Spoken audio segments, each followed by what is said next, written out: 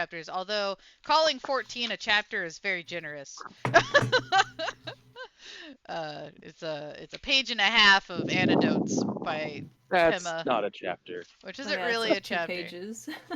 Yeah, it's like 2 pages of anecdotes about her talking about one of her friends who was dying and Oh learning yeah. forgiveness. And while a good antidote, um, Does it need to be a whole chapter? it's I not a actually whole thought it was chapter. part of the previous chapter. Yeah, like why didn't you just make it part of the previous? Anyway, that's just nitpicking. Um, Overall though, chapter 13 is brilliant in my opinion. I very much pulled a lot from it personally and felt like it had a lot to give in the way of teaching. I don't know if y'all had the same experience or not, or if you even read the chapter. And if you didn't, I'll that's let you fine. know after we read.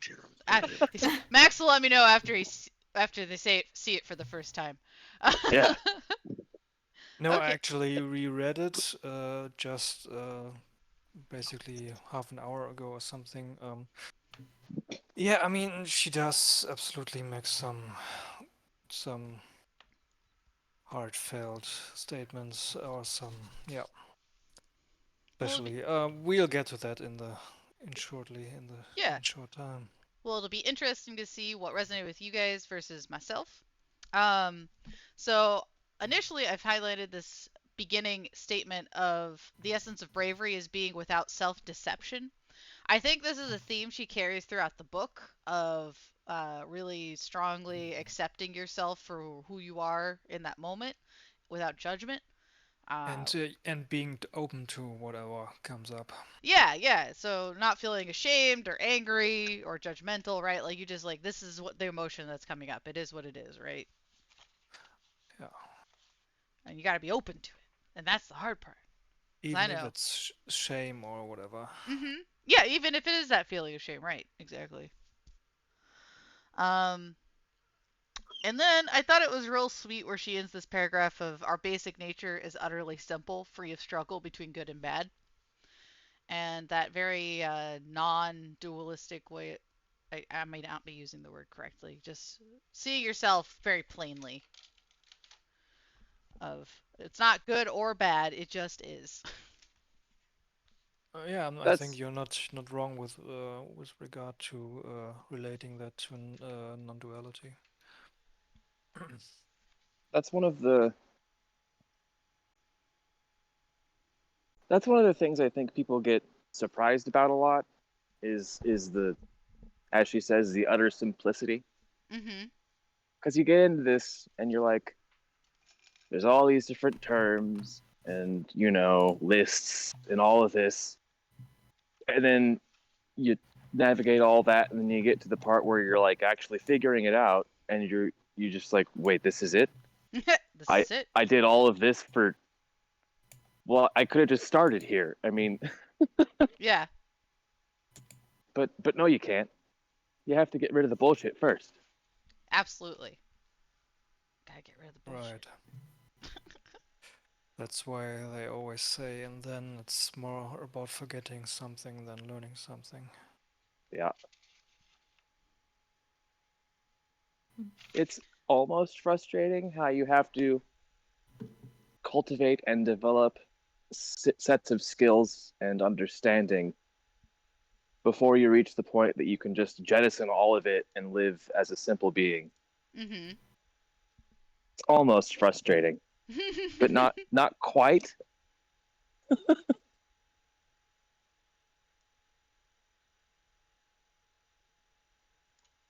Yes. Yes. Um my goodness. One Your goodness. of One of the things she introduces in this chapter that I know is part of teachings, but not something I had put a lot of research or thought into until I got into this chapter, was the idea of near and far enemies of particular emotions, thoughts, and practices. So she goes back and forth with this of talking about the near enemy of of the near enemy of loving kindness, the far enemy of loving kindness. Then she talks about the near enemy of uh, what was the next thing she went on?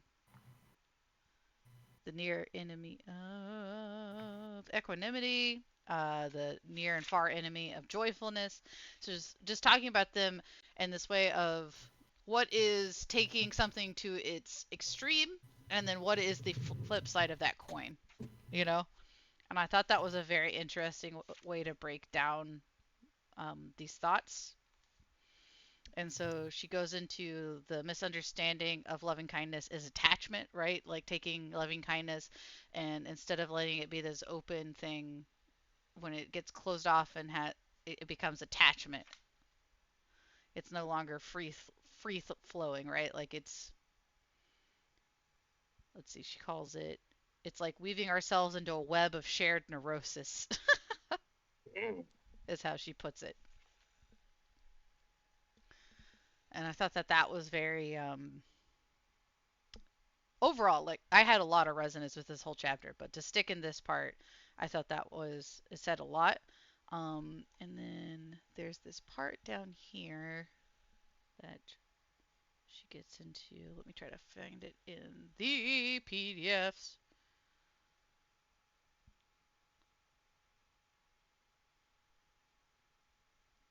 Um, is not based on need. It is a genuine appreciation and care for the well-being of another person.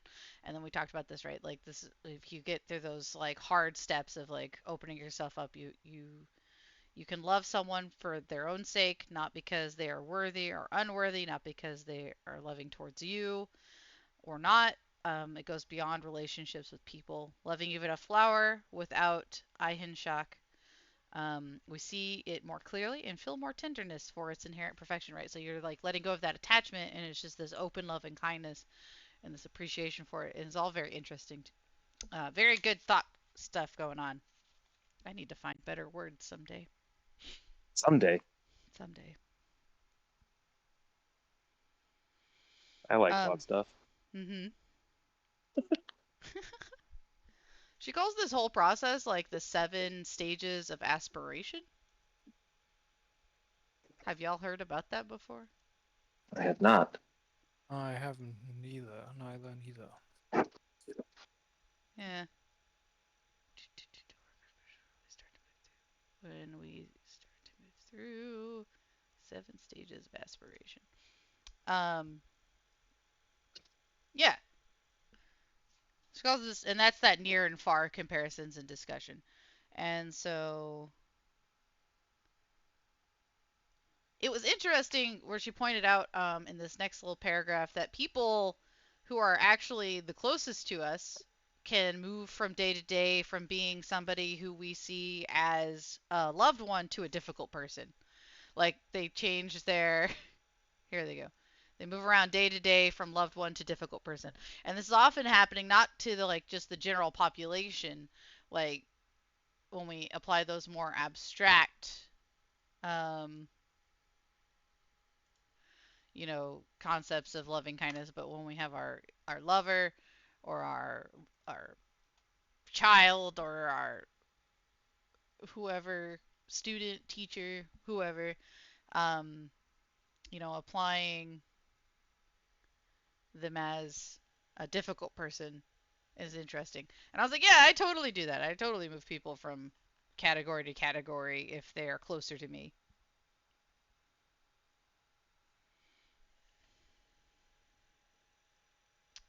But then, as Pema likes to point out a lot, is that when we utilize these practices properly, in the tightness and heat of hatred is the soft spot of bodhicitta, right? So we can utilize what we consider a negative or what we've labeled as a bad emotion to open us to that soft spot.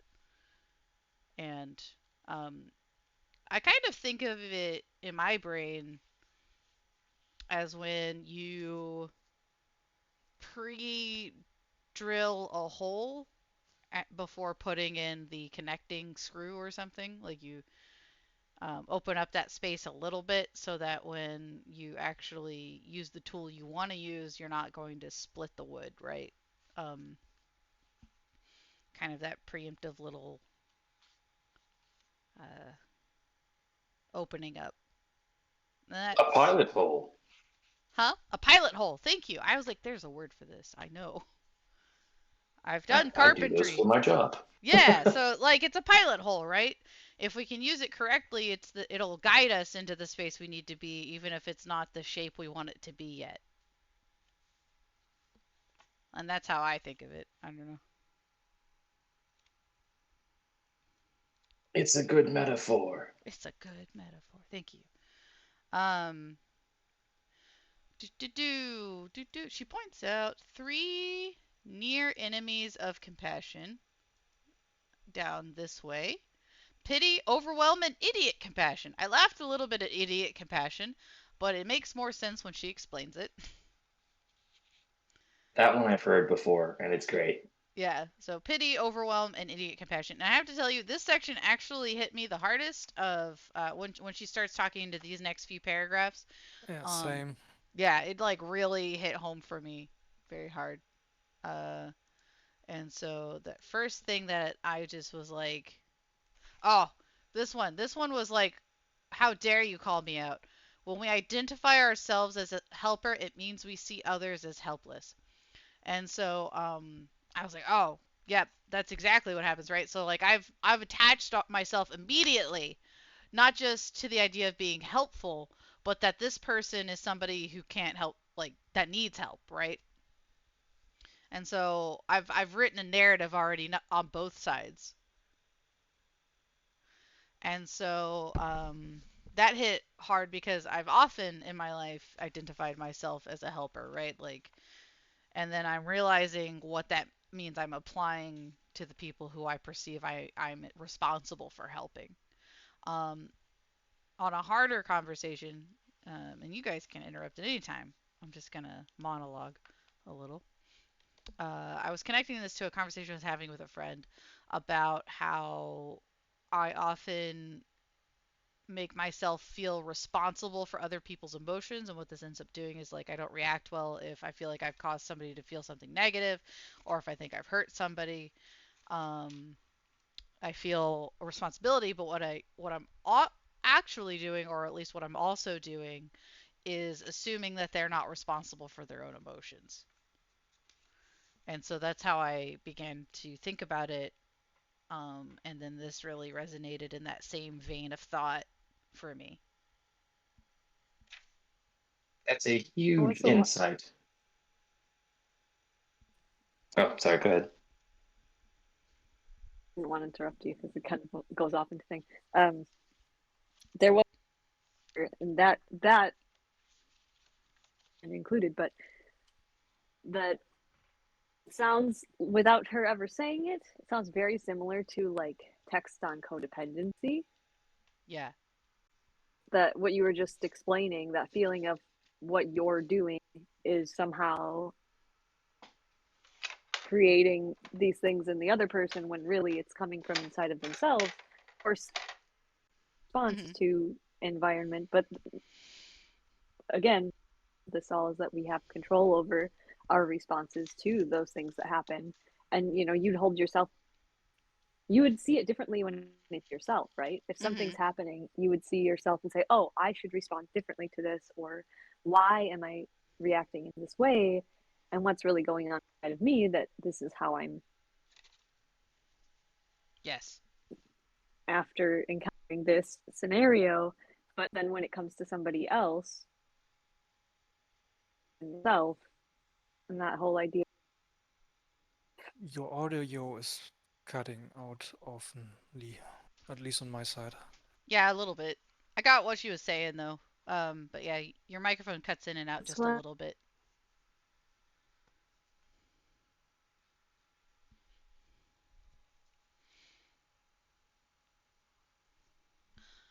Um, but I think that is a really solid insight. Um, yeah. So anyway, that's why that paragraph hit me really hard. And then she talks about overwhelm, a sense of helplessness. We feel that there is so much suffering, whatever we do is to no avail, and we've become discouraged. Which absolutely is it I feel. I'm sorry, what, Lee? Now, A still little, cutting out a lot. little better, yeah. I'm pretty sure it's my internet because it's sometimes cutting out the audio of everybody else for me too. Oh, okay. So I think yeah, I'm pretty sure it's my side. Sorry. I'll No try to worries. just at least talk loudly enough that my mic picks up everything, but okay. I know, sorry, I interrupted you. It sounds like you went on to something when I disconnected again there. No, that's fine. I was just talking about the next little section where she talks about overwhelm, be one of the near enemies of compassion, overwhelm, and being kind of that there's so much suffering, there's nothing we can do about it, and so we get discouraged, which ties in heavily, I believe, into our culture, which I feel like many people have been experiencing the last few years of just this emotional fatigue of like there's just so much going on of Yeah. so much pain, so much sickness, so much like suffering that um you really just wear yourself out caring. um and so she touches on that subject and how challenging it can be, in that we often have to she recommends refocusing onto a less painful subject, right? And so she gives us an anecdote of a woman worrying about her son addicted to heroin, and how it was really difficult to focus that emotion on the difficult part of her son himself to start with. And so she actually had to start in a completely different area, which, she teaches us in that earlier chapter, I believe. I want to say chapter 9, where she explains what Tonglin is. Um, I want to say, yes, chapter 9. I just checked. So chapter 9, where she talks about Tonglin and that scaffolding approach of start where it's less painful and then move into the pain. Um, as always, it can be really difficult to start in the part that hurts the most. So as she puts it here, so starting with something workable can be powerful magic. And so you can start in a place where it's easy to stay engaged, it's less draining, it's not going to be that same like discouraging defeat of there's too much, and then you can spread out from there more easily.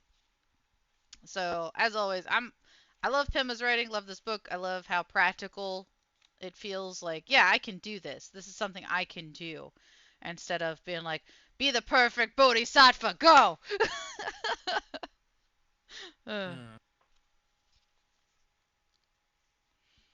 um yeah. Page 102, shortly after that, Mhm. talking about being between being compassionate and being kind in the face of people who are not showing you that kindness, right? Right, the idiot compassion, she puts it, which The idiot compassion. And I think yeah, Max is stopping excited about. aggression And that's something I is have aggression. absolutely been guilty of in the past. Yeah. So yeah, that's the one that called me out. Yes, I absolutely am a person who falls into this habit of being the yes man, right? Yeah, I Mm. can do that. Yeah, yeah, that's okay. And not taking and assuming that I need to be, I'm calling it kindness, but what it really is being a pushover, right? A doormat, yeah, A exactly. doormat. So like Lee pointed out, I'm trying to avoid conflict rather than approach the situation as it is. And so in that same way that we're meant to practice and accept our emotions as they are, right? Accept the shame, the judgment, and as it comes up, but not cling to it. I think in so many ways our day-to-day situations are very similar, right? We don't want to just shove it out of the way with by saying yes to everything, right? Or avoid the difficult conversations, avoid the difficult emotions that might come up between you and a friend or a partner or a family member. by just saying yes all the time. You have to say no.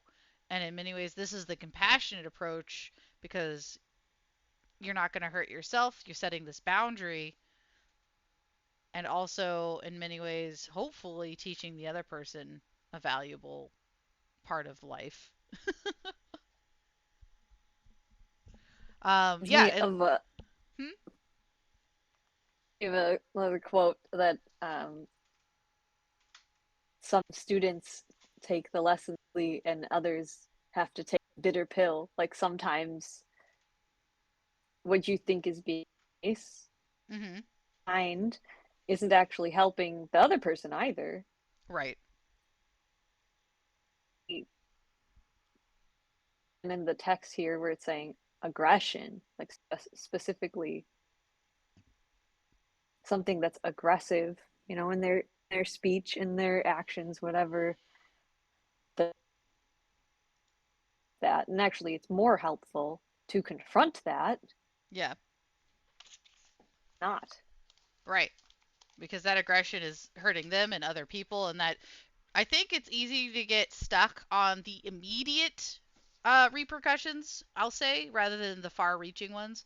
So, by allowing perhaps a friend's aggressive behavior to continue towards you, you're not just trying to eliminate confrontation like between you and that person, but you're allowing that aggression to seep out into whoever else in the world that they're going to be aggressive with, right? Because it hasn't been pointed out to them in a loving way. That this behavior might be Been hurting them or the people they interact with in this way. Yeah, this I've been struggling with um several weeks too. Like this is not an appropriate behavior, or this isn't going to fix things, and how to approach the issue in a way where it's still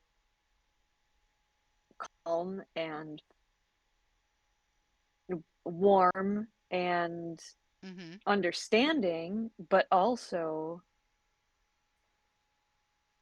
make it clear you can't expect things to go your way if you're going to act this way. Yeah. Um. It's hard. It's Yeah. hard. I'm not somebody who's generally afraid of confrontation at all, Mm-hmm. but that line between too far into being unfair, or I mean, I wouldn't call myself cruel at all. There's never an intention of harming the other person, but to almost be um or self-interested or something, not to. I'm cut myself always of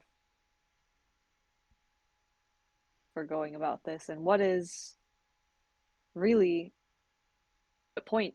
Is it us setting a boundary, or to actually be more helpful by holding firm in that uh, kinds of aggressive behaviors, but then level of maybe overstepping or Mm-hmm. taking too much, or hard to know sometimes. Yes. Uh, as a person who is absolutely conflict averse all the time, uh, my empathy. But yeah, it's such a hard issue. I don't know.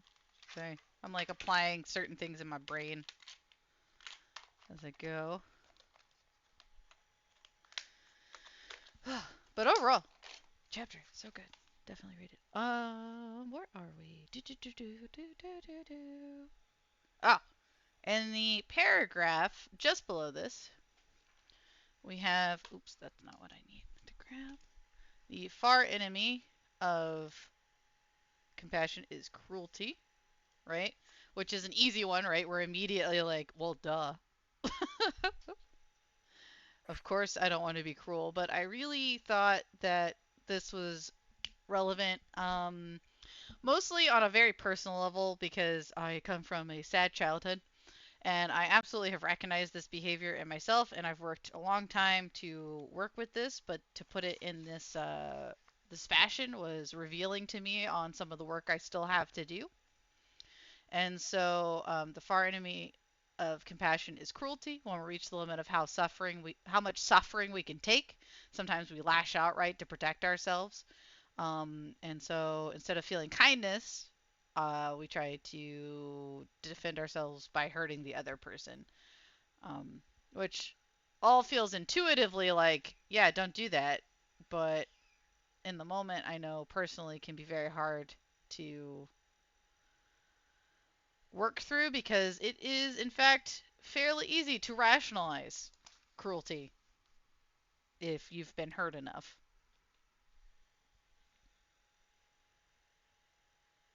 So, just on a personal level, that particular paragraph was a lot of thought for me.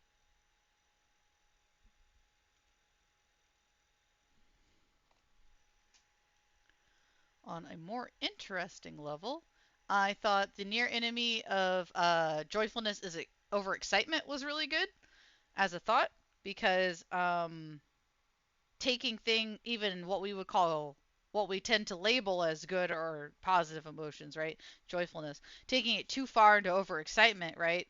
Entering a manic state or riding the high, instead of connecting with others, right? You let that joy actually separate you from people, which I don't know is an intuitive thought process, right? Like it wasn't for me. It's not for me to intuit like, oh, if I'm too excited, I'm not feeling resonance with the people around me or the world around me, right?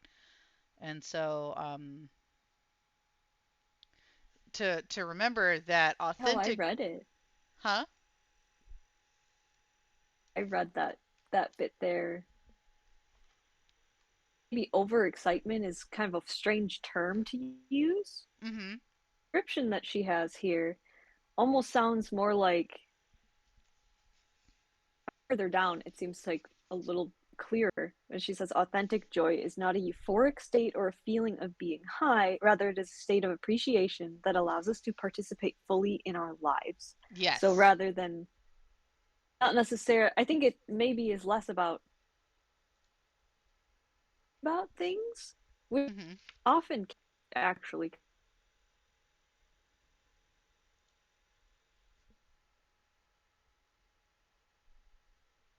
You broke up again, or did I break up? It's No, possible. it was Lee.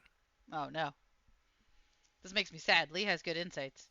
Nope. It's because I'm on the browser on my phone, and every time my Uh, screen goes to sleep, it cuts out my audio, but I can still hear everybody else. So, okay, I'll hold this. I'll hold it in my hand, then it won't happen again. As I was reading instead of looking at my phone.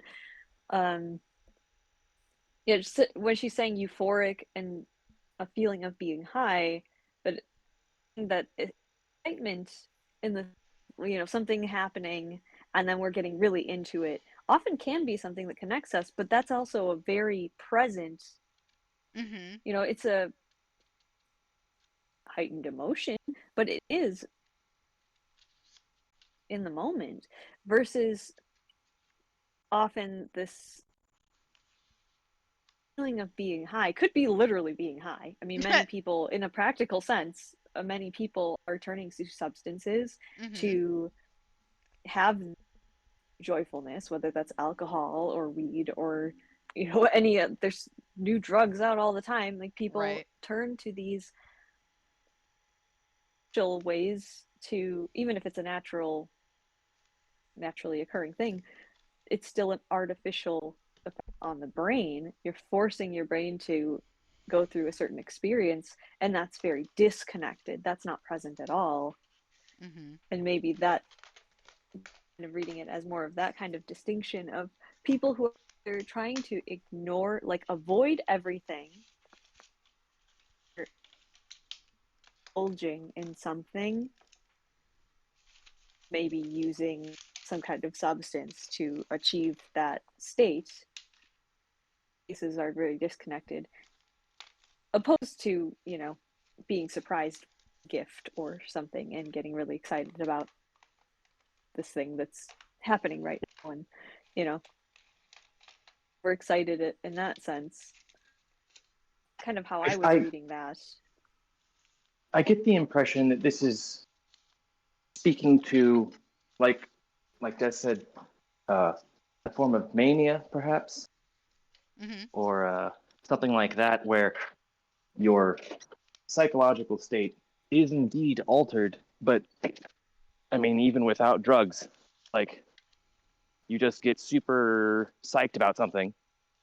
But yeah, I mean, if you're not, you can be present and still be disconnected from others. And I think that's what's being pointed at here. Um, for example, I smoke weed, and that changes my mental state. I know, gasp. But um, I, I don't lose mindfulness from it. But it also, if someone else is near me and they haven't smoked weed, their state of mind is going to be much different from mine, even though I have a high tolerance or whatever. And I mean, I've been doing it so long, I know how to navigate it, but that's not an assumption you can make for anyone. Um, and yeah, it can lead to assuming something about someone else's mental state that's not true just because it's true about your own, or it can lead to expectations of why aren't you jazzed with me about this thing? Like, it's in some ways uh, very alienating to be super excited about stuff. When I was little and my ADHD was untreated, I would get so excited about just anything, really. And like, no one could relate with me about that. So while I was in the middle of enjoying myself, I was also aware that no one else was enjoying it with me. In fact, they were kind of annoyed at how enjoying I was. Aw. But to be fair, I had impulse control issues, so like I'd get overexcited and then I'd do something stupid, and people would be like, "Okay, calm down." But I couldn't. Right. And I feel like this is a way to approach what Them is talking about here. Is that even if you're having a great time, that doesn't mean everyone else is having a great time, or that they like that you're having such a great time. And you have to kind of read the room, not just in terms of like, oh, I want to do what everyone else is doing, but like, I want to make sure that I'm not making anyone else uncomfortable, uh, or doing anything like that, while still enjoying myself. Because it is, when I was younger, I would get lost in that. I would just sort of ride the high and say and do stupid, exciting things that, upon reflection, were better left undone or said. My empathy. Right? ADHD fan club. Oh goodness. But yeah, so I see where she's coming from, and I feel like there's a way that you can still be excited, you can still be enthusiastic, while still being measured in your behaviors. You know,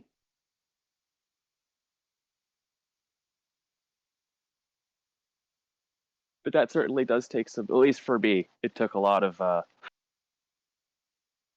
effort to be able to ride that balance of I'm having a great time, but I'm not going to be off-putting about it. Yeah.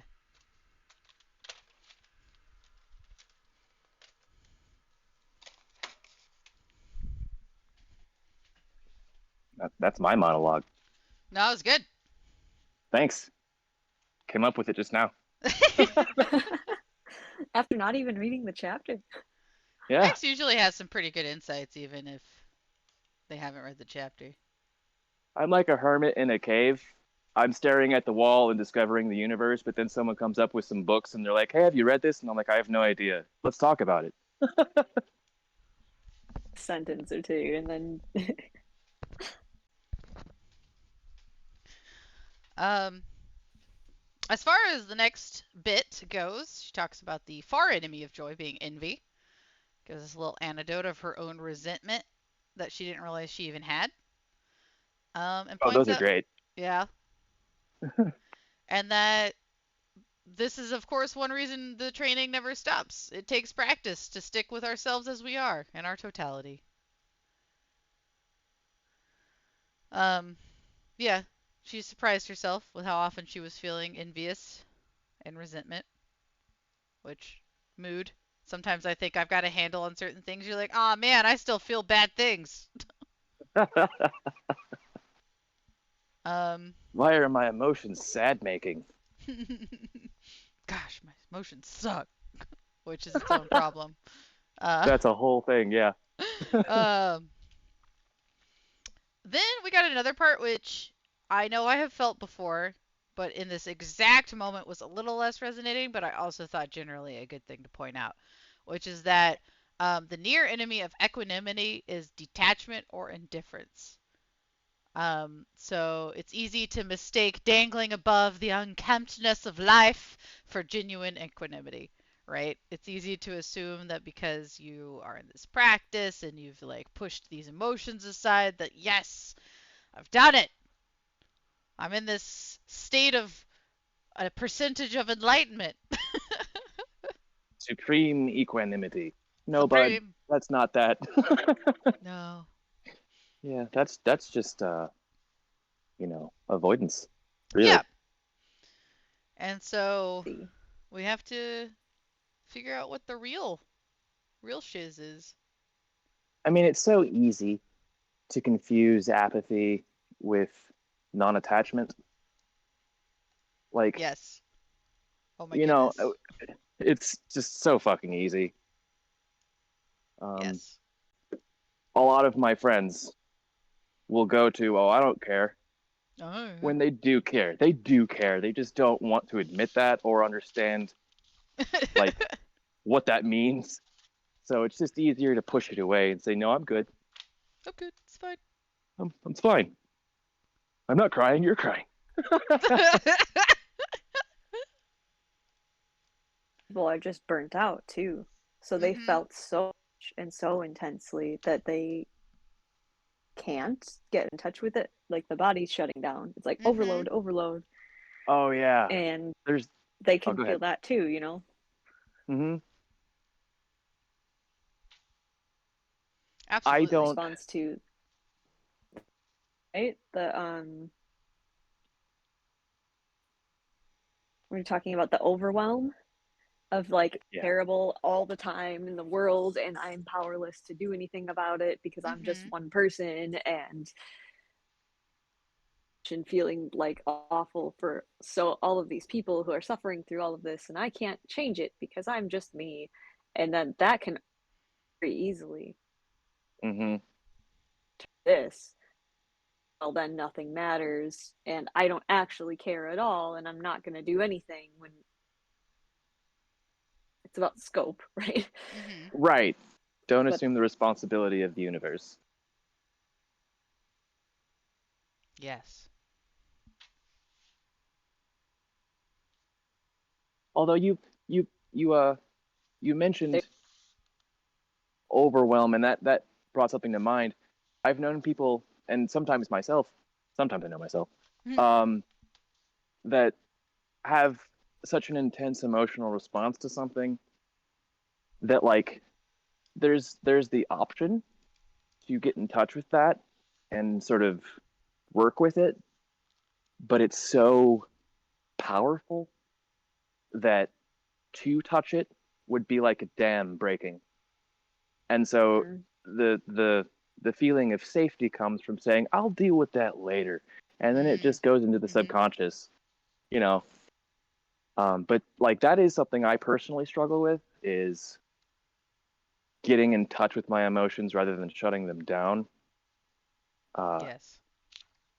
Part of that is my autism, but part of that also is just we don't tend to teach um, emotional regulation and coping mechanisms as a general practice, and I'm included in that lack of knowledge, at least in terms of upbringing. So it's an interesting encounter when emotions arise, and you have to make that choice of do I sit with this and like have a whole time, or do I just shove it away and deal with it later? 90% of the time, I shove it away, and I don't want to do that, but it's just my habit now.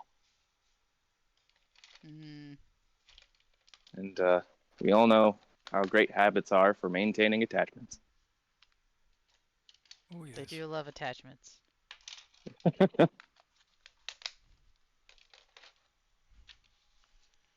Yes. Um, yeah.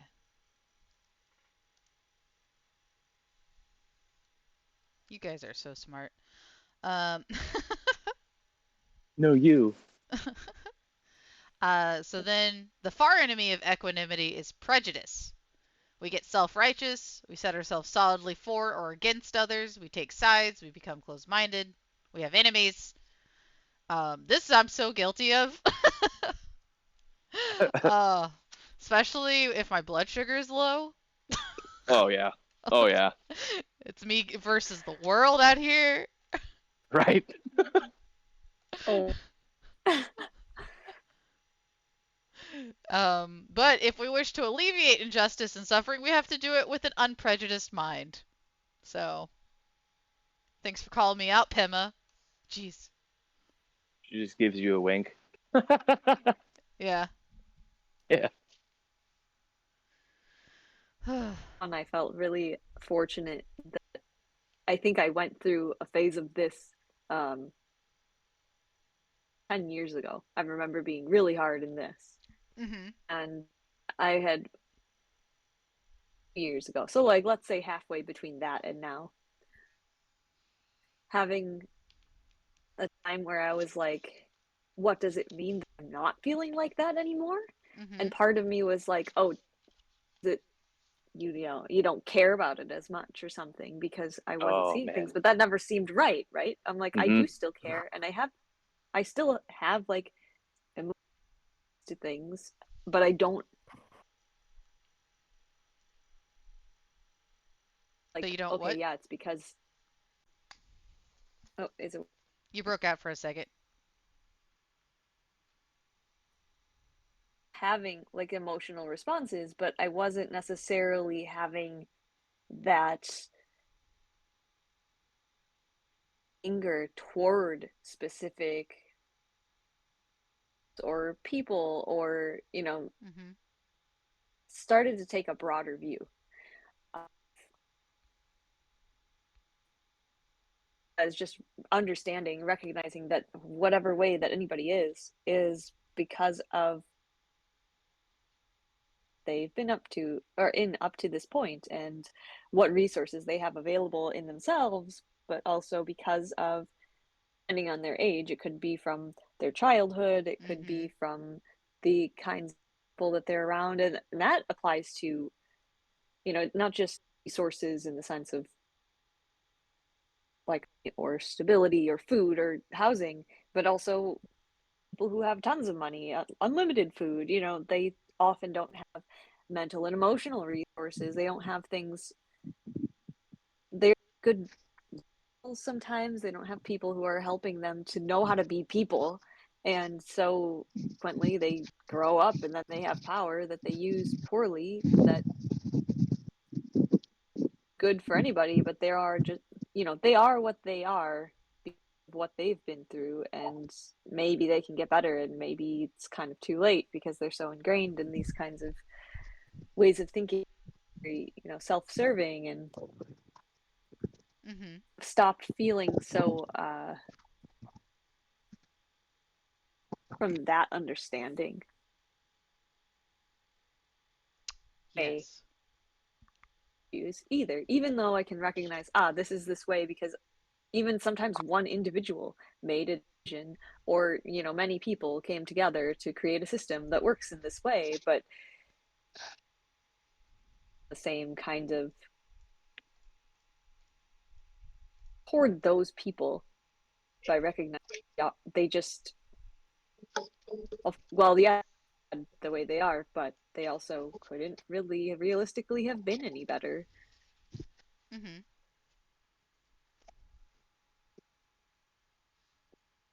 Yes. That's one of the things I think is difficult for a lot of people to intuit is, you know, things are the way they are, people are the way they are, and we can easily point at, oh, but you could have done this instead, or whatever, any sort of evaluation we want to throw out, but like that doesn't change how things are. It just makes us wish they were different, Mhm. and that doesn't help anyone. That just makes you feel bad that it is this way. Right. But it's, I mean, so many people just want to say, well, it should be different, and maybe they're right, but that's that's not going to change anything. It's like it's that recognition can be the start of change, but if that's where it ends, now you're just upset.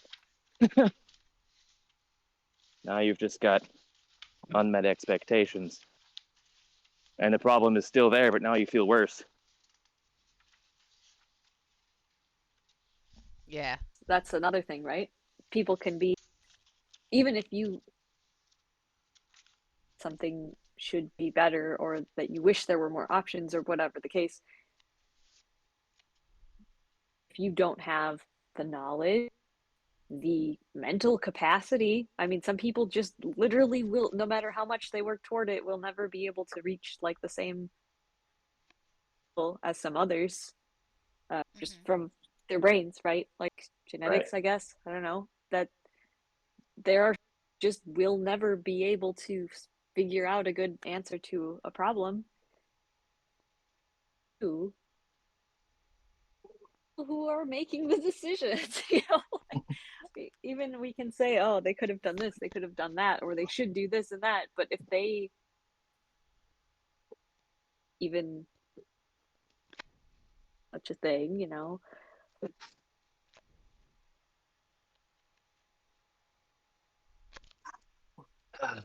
Yeah. Yes. kind of go along with it, they're not really come up with something new. They're just taking advantage, especially people who, I mean, anybody who gets to the elite level system has to have some kind of corruption, right? Mhm. If they're just going along with what's there, and what's already been created and for themselves by taking advantage of that Yeah. going Um. on, Mhm. you know, and them necessarily for maybe we think they should do. They had the same goals or something, but they don't. Yeah. Um. Pema ends the chapter in a banger. I really like the way she ends the chapter. I also think she ends a lot of her chapters really well, though, so I'm a little biased. I'm like, ah, yes, that final conclusion that feels really good. Uh, these enemies are good teachers that show us that we can accept ourselves and others, complete with imperfections. We develop trust in our open and forgiving mind. In doing so, we discover the strength that allows us to enter into the suffering of the world.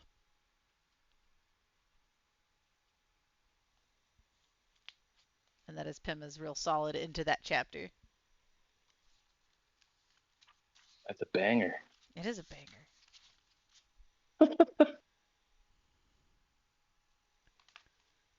And then 14 is worth a little read on your own time. It's just a little anecdote of her little friend, one who was sexually abused as a child, which is sad. Um, and I'm going to skip to this part, and that in the spirit of forgiveness, let me find it in here. Yes, here it is. Then we forgive ourselves for being human. Then, in the spirit of not wallowing in the pain, we let go and make a fresh start. We don't carry the burden with us anymore. And I'm like, yes, very sweet. Very fun. Which is just a whole new train of thought versus the previous chapter. So, um, I would say chapter 14 is worth some reflection on your own time, for sure. And generally, I really like chapter 13 that we just went over. Me too. Yeah, go team. Yeah.